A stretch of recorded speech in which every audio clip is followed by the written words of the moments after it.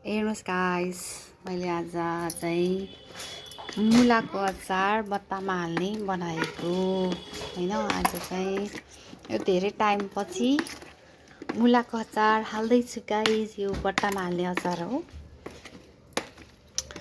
यो चाहिँ आज मैले यसलाई चाहिँ हल्का सुकाएँ, 1-2 घाम लगभग सुकाएर अनि खुर्सानीलाई पनि मजाले कट गरेर यसलाई नि हल्का सुकाएको।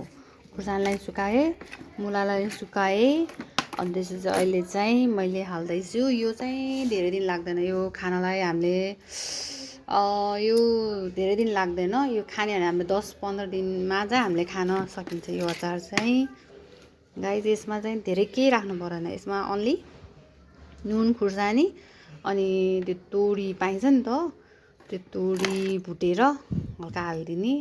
अनि त्यसपछि त्यसमा बेसार अनि थोरै अनि मजाले तेल झानिदिने हो गाइस।